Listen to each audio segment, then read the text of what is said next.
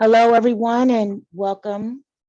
This week, we're going to go over a few examples of modifiers. We've kind of already went over the basics, so we're just going to go over a few examples. So just as a reminder, make sure that you're completing your assignments daily. You're able to see them in advance. So if you want, you can do them all. And then each day, you just load them in each day so that you can get credit for attendance, because if not, you're losing 5% each day. And I'm noticing there's a number of students who are just losing points just for being late, not necessarily that anything is wrong. So just want to remind you guys of that. Also, make sure that you're looking for your assignments that are due on Sundays. Those are going to be listed near the bottom. So just make sure that you're finding those assignments. I got an email from a student saying they didn't realize they were there. So that's why I'm just mentioning that. This week we have a discussion question. So make sure that you get in there and you start working on the discussion. So your initial post will be due on Thursday with 2 follow-up posts on Sunday. So I just want to get some feedback about the discussion from not last week, but the week before. So how did that go?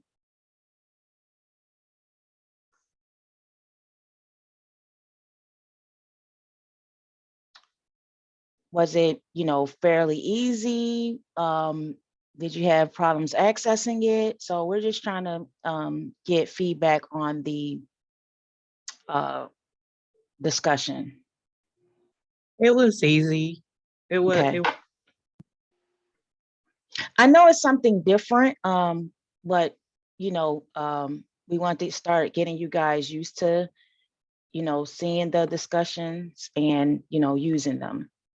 So like I was saying before, it's a great chance for, looks like I lost my PowerPoint here.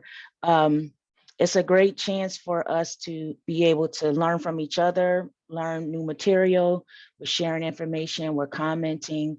So that's why, we started incorporating more discussions within our classwork. I was surprised we haven't been had a discussion. Every online school I went to, we had one every week. Yeah, there have been some challenges with it. So I think that we've worked out some of the kinks from it. So that's why I was trying to get some feedback to see, what did you guys think of it? Um, um, it is a little challenging if you are on a mobile device to use the discussion. So we probably will start using it every week, going forward. You are correct that a lot of places do use the discussion frequently, at a minimum once a week, and sometimes even more than that.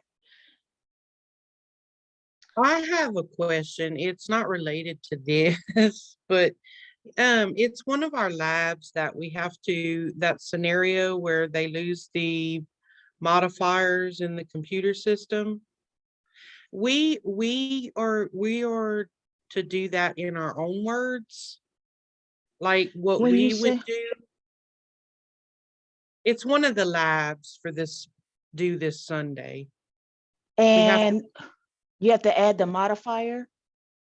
No, it's a scenario where the modifiers were somehow deleted out of the computer in the doctor's office, and they you have Okay. to, you know what I'm talking about now? Okay, so and you have to decide if you need to add the modifiers or Well, not. you have to come up with a scenario how to fix it. Oh, okay. So, I mean, basically, if the system is not, if the modifiers are gone and you just need to add them back in, because regardless, you can't submit, well, you shouldn't submit the claim without the modifiers being on there, because it's going to affect how the claim gets paid. Okay. Okay. So you'll just Oh, have to add them back on there, basically. yeah, I was just asking because that question kind of has me worried. I don't want to do it wrong. Okay. The one, it says a medical clinic discovers that its software had been discarding modifiers entered during preparation of data for submission. It's that question. Right, So we so can word that in our own words, right? yes, What we would yes, do as an individual. yes, Okay, that's what I yes, wanted to know. I know that's a silly right. question, but I wanted to make sure. Yeah, and if claims already went out, for example, if that was, because that could be a real life scenario, you'll have to resubmit those claims over as corrected claims because they may have not paid out correctly. So if that does happen, you'll have to resubmit those claims. Okay. So we went through, basically what a modifier is, when would you use it?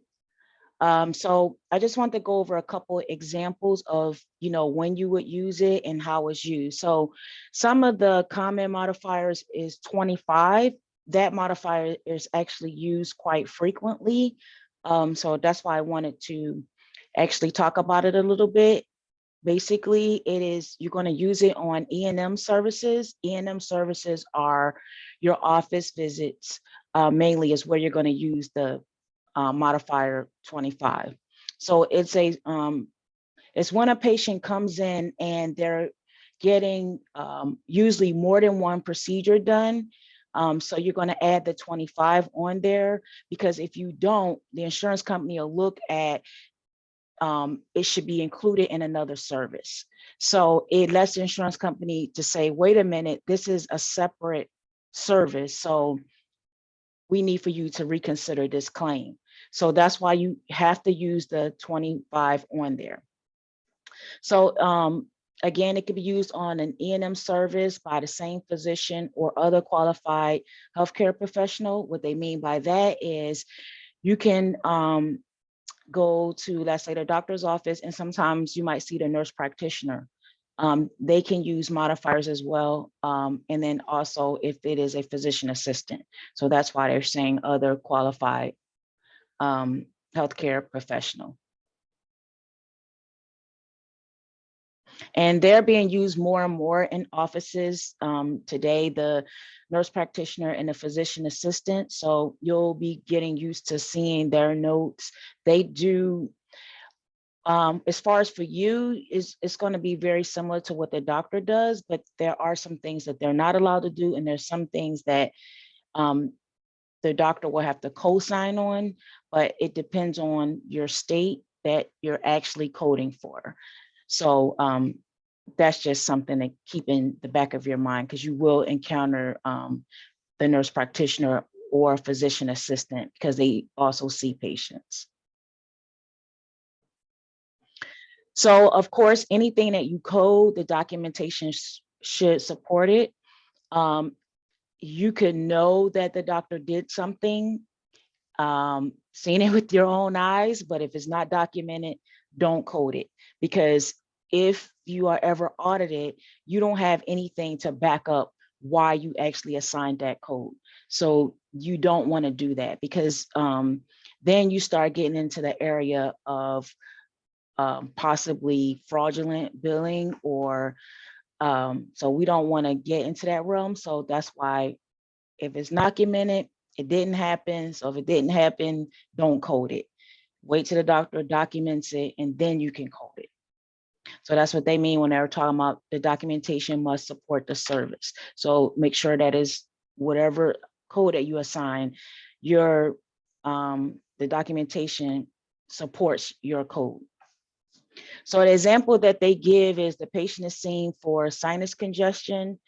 The provider performs an HMP, which is a history and physical, prescribes a decongestant, and then notes a lesion on their back and removes it.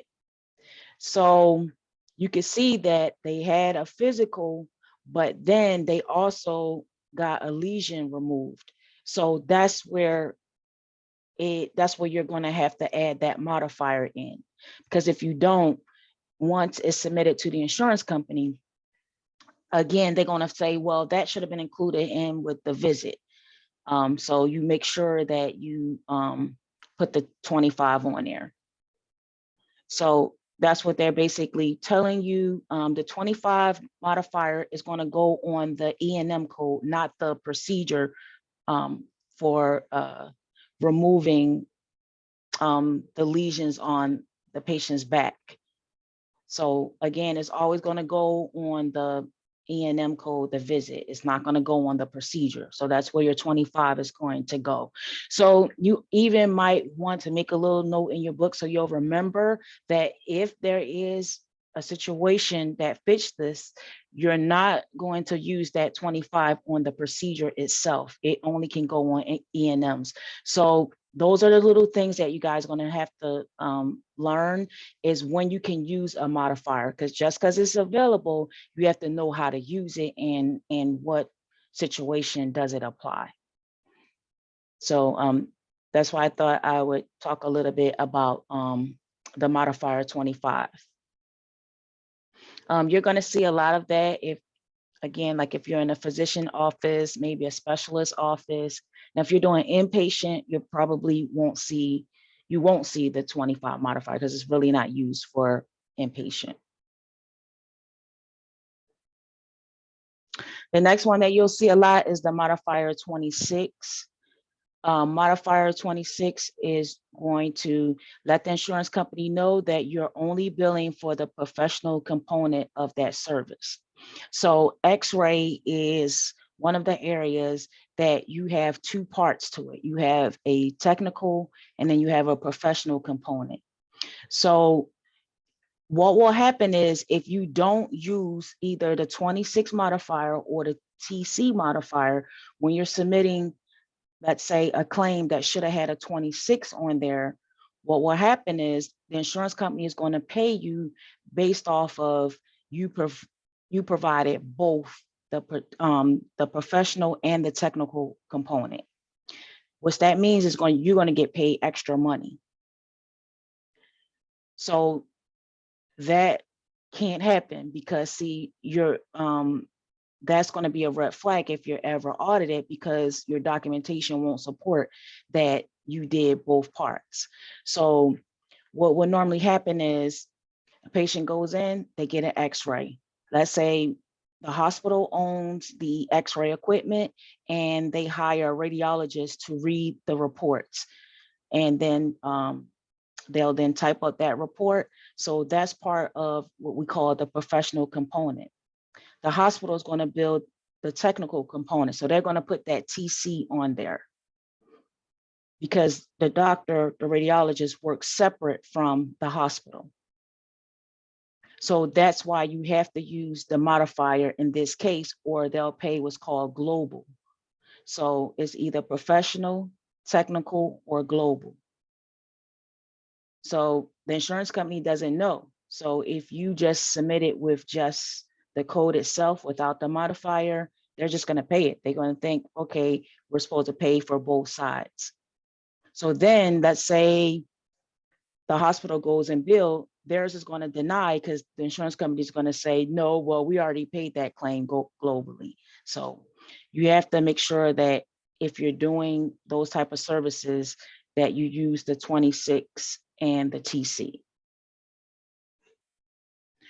So that's another one that comes up a lot. The other one is the 50 modifier. Now this one can be a little tricky because depending on the code might already cover for a bilateral procedure. So if in the code description is telling you that it covers for a bilateral procedure, then you don't need the 50 modifier.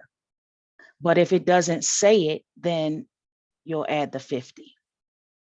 So this is where paying attention to detail is going to come in when you're using the 50 modifier. You're going to find this, it's in radiology a little bit. You'll find it in like surgery. You'll find the 50 is used a lot. Those are the most two common areas that you'll find the 50 modifier. But make sure that you are reading it.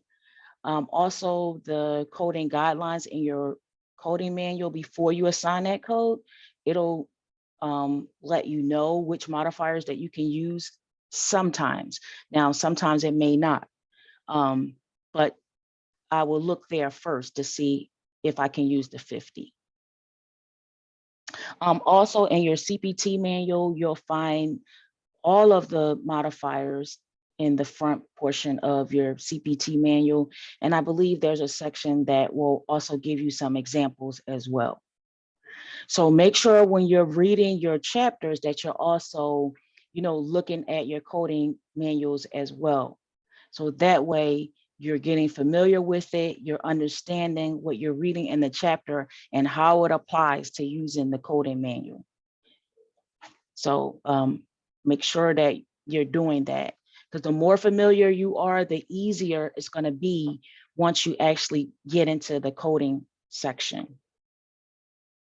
So you probably think that we spend a lot of time on rules and things, because you have to know these in order to apply coding correctly.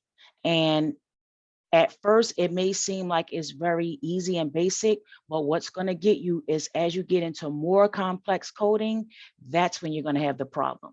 When you start getting into more surgical procedures, if you're not paying attention to detail, you'll start making mistakes.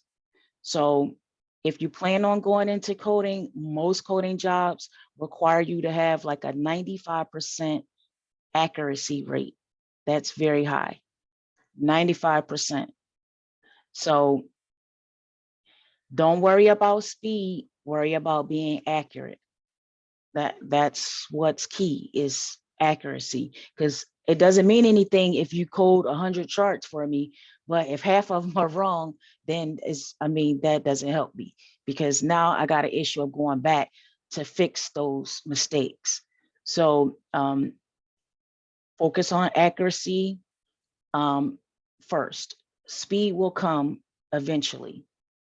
And hold on to your books and your materials, because again, once you go out into, you start working, they may not have the materials, they may only have some of it, but you hold on to your resources. So I'm just telling you that I managed a business office, is places I had to argue to get coding manuals for coders. And I'm like, how can you expect them to code, but you're not even giving them the up-to-date manuals, or no manual at all for that matter. And so it's like, you already setting them up to fail. So I'm just telling you, based off of my 20 years of experience, that there will be places that you'll go and you won't have the right resources. Or suppose you online working, you could be online and you're by yourself. So make sure you hold on to your resources, make little notes, things that will help you to make it a little bit easier.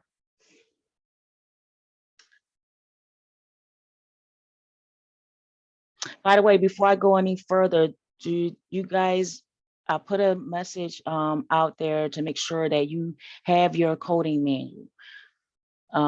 If you don't have it, make sure you send me an email that you don't have them. You should have a CPT, a HCPCS, and ICD-10. If they are 2021, you're okay, just long as you have a set of coding manuals. I have a question. Our books, our textbooks, like our ebooks that we're learning from, we're gonna get to keep that, right? I have to see how long do they give you access, or is it you always have access? But I know for sure you can download it. Oh, you So can? Okay. yes, you can download it. Okay, I was just curious. Thank So you. if I were you, I would download it. Then that way you don't have to worry about if they take the access away. So just download it, and even if you don't use it right away, just hold on It's a to it. good reference. That's what I was That's gonna what. say. It's a good reference. So, and if you don't know how to download it, I think once you make an account, then you'll be able to download it, because there's two ways that you can look at the book. So you can either just go on Involve and look at it, or you can actually download it. and then you'll have a copy for later. Okay. All right, so those was like some of the most common ones that I want to talk about. There's a whole list of them, but they're like used only in certain situations.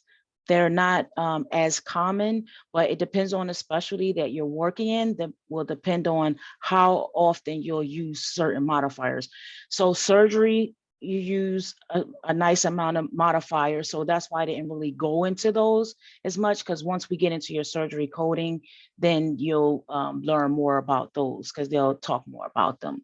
But those are some of the most basic ones that you're going to learn and use the most. So after you do all your coding, then you'll actually, those codes will go onto a form, which is called the CMS 1500 form. Those forms are used for your professional services. So those will be for like your doctor's visits, your durable medical equipment,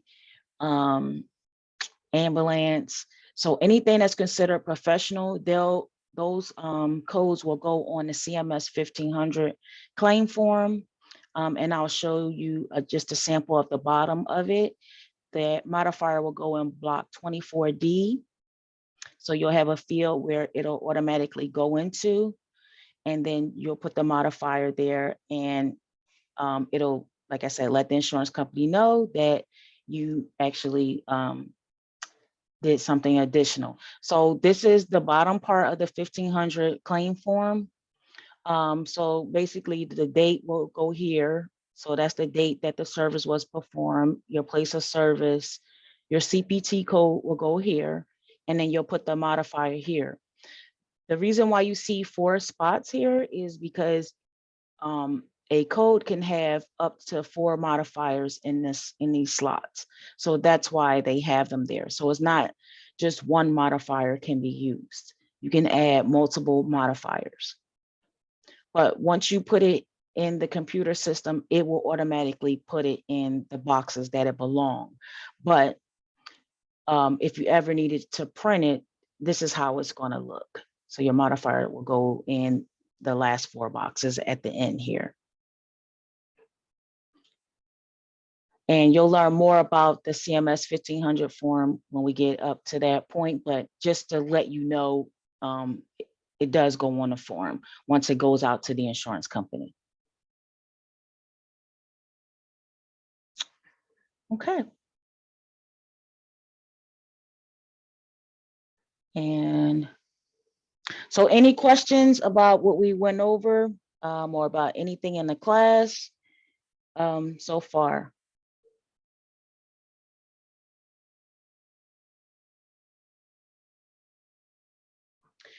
Okay, so one thing that I did want to leave time to do was, do you guys know how to use your ebook and search for things? Because sometimes I'm getting assignments back, and I know that there's no way that the student actually went through the chapter and looked for things, because there's an easy way that you can go on your chapter and look for things as well, by just using the search feature. Are you guys using that? Yes, ma'am. Okay. So if you haven't been using it, there is a search feature that you can actually use that will take you right to the section of the book that you need to go to. So are you guys able to see my screen now? We still see key points. Oh, that's okay. Let me change so that you're able to see. What confuses me is how to get back to the chapter after you look up the answers in the appendix. Okay, so I can have you to see my go screen through now? all- Yes, You ma'am. have to go through what? I'm sorry, what do you have to go through? Like after I find the answers to the little things they'll give you to Right? try to do, I have to go all the way back through every like chapter. I can't, it won't bring me back to where I left off. Is there a way to like get I back? think, yeah, to take you to the same exact spot. I don't know if it'll take you to the same spot, but or it will only take you to that same exact spot if you leave the book and then come back to it. Like when I just signed on, it took me to chapter 17. But all you have to do, just go, do you use your table of contents Table here of on the contents. side? Yes. So yeah, you could just go that way back into it. That's one way of doing it. And this box here, okay, yeah, I'm able to move it. Okay, because I'm gonna say I can't search. So if you come up here at the top, you just use the magnifying glass, and then like one of the things that was one of the assignments was to do unlisted codes. So see, once you type what you're looking for over here on the side, it will stop everywhere in the book where it has anything to do with unlisted codes, for example. That's what I typed in there. So use the search bar to look for different things. When you have to look for answers to questions and stuff like that. Well, of course, I mean, read the chapter, but you can also use the search bar over here to find things and to get to other places in the book faster. And then also you can use some of the links too. Like I just clicked on a link for Appendix B. You can just click on the link and it'll take you where you need to go. Now, if you want to go back to the chapter, then you will have to go on the side here and then go back to the section you wanted to go to. But use the search bar as well because it does help. And then the other thing that I wanted to show you is that you do have a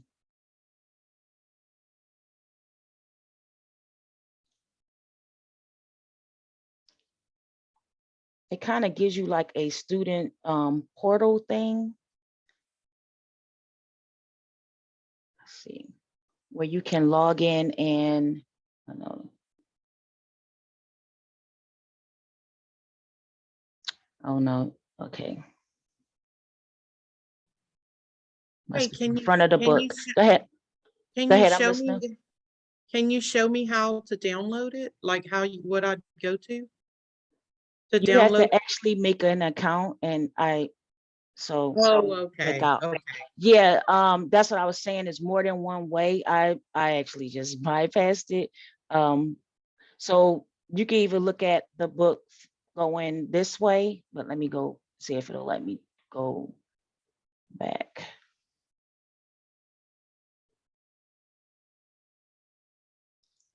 It doesn't. I'm gonna just have to close it and then. So this is one way that you can do is by downloading this app here. But there also is another way that you can do it.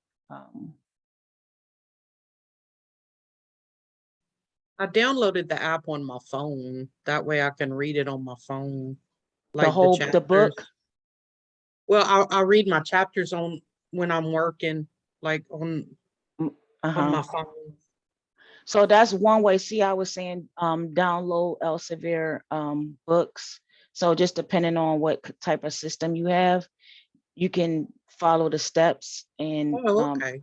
you can download it that way. But then there is another way that you can do it as well. So I had to actually sign out of the account. Well, let me just close it. That might be better. All right.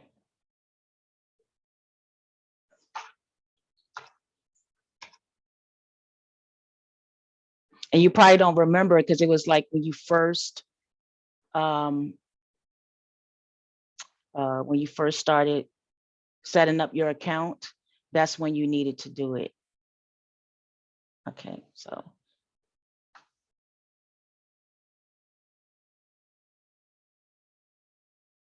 All right, so when you sign back in and you go to your ebook library, there's a question that it asks you.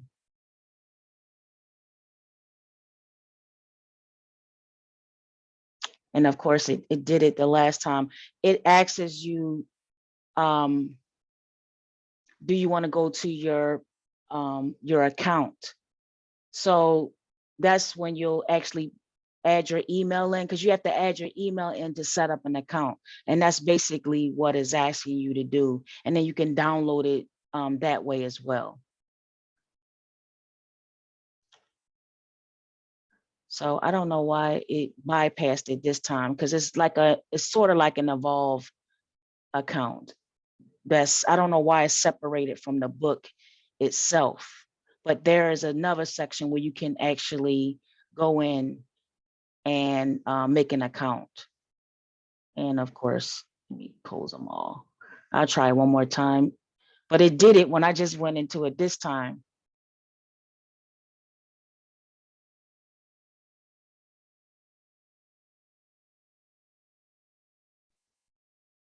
Hopefully I don't remember my browser information.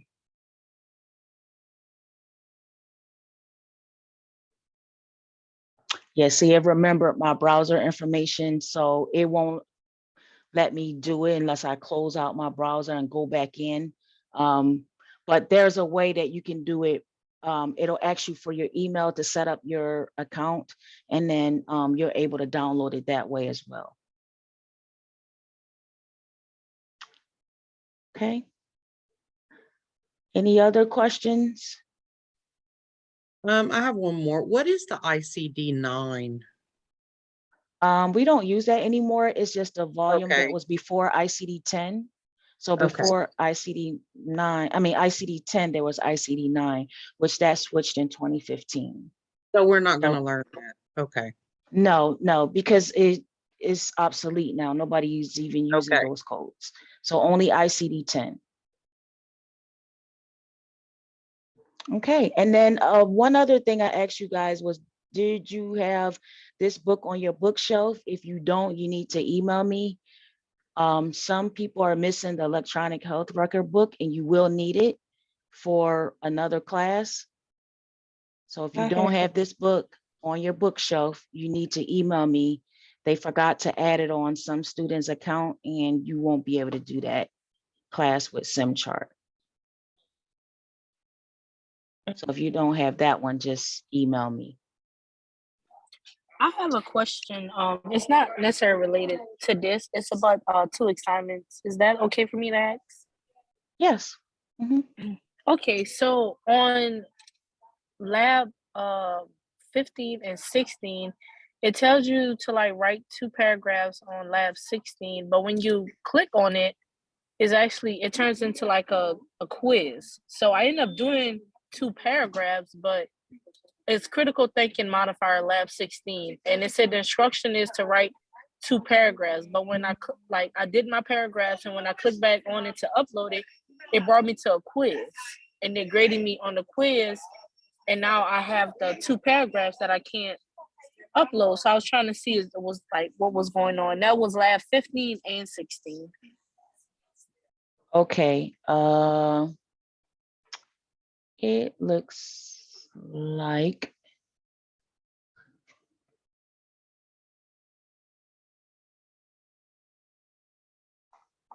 okay, I see what happened.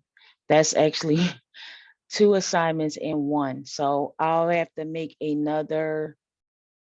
I see what you're saying. So, because I see lab.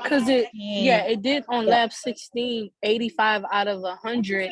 Right. And I wasn't able to do the paragraphs. So I was like, wait, hold up. Okay.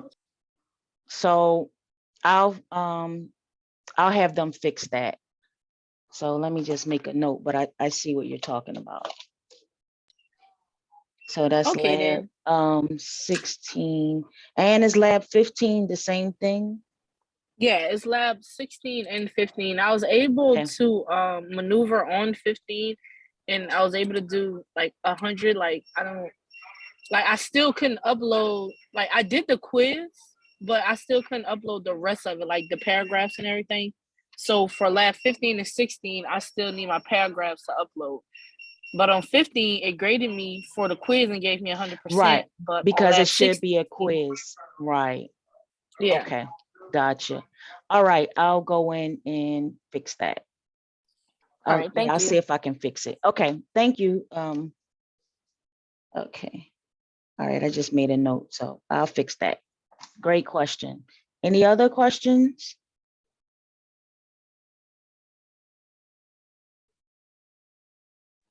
Well, another quick question. After chapter 10, are we going to chapter 11?